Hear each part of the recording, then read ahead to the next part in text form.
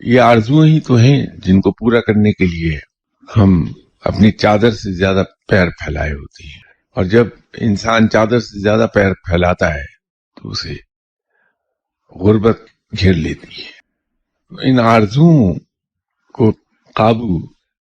کر کے رکھنا بڑا ضروری ہو جاتا ہے، اور اس کا آسان ترین حل یہ ہے کہ نفس کی چھوٹی سے چھوٹی خواہش کی مخالفت کر لی جائے تاکہ وہ مزید آگے بڑھنا ہی نہ پائے۔ تو انسان سکھی ہو جاتا ہے زندگی میں، دکھ رہتا نہیں کوئی۔ اور یہی وجہ ہے کہ یہ فقیر لوگ جن کے پاس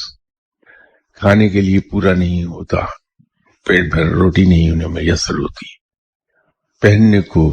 پورا ڈریس نہیں ہوتا، رہنے کو پوری چھت نہیں ہوتی، لیکن ان سے زیادہ مطمئن شخص آپ کو دنیا میں کوئی دکھائی نہیں دے گا، ان سے زیادہ خوش انسان دکھائی نہیں دیتا، کہ انہوں نے اپنی خواہشات و آرزوؤں کو اتنا محدود کر دیا ہے اور اپنے نفس کو اس طرح سے کچلا ہے کہ ان کا نفس خواہش کرتا ہی نہیں جو انہیں تنگ کر پائے۔ غربت مٹانے کا ایسا فارمولا آج تک کوئی اکانومسٹ نہیں دے پایا ہے جیسا فارمولا جناب حضرت علی کرم اللہ وجہہ نے انسانوں کو دیا، کہ میں نے اپنے اخراجات اتنے کم کر لیے کہ میں امیر ہو گیا۔ یہ آرزوؤں ہی کو دبانے کی بات ہے۔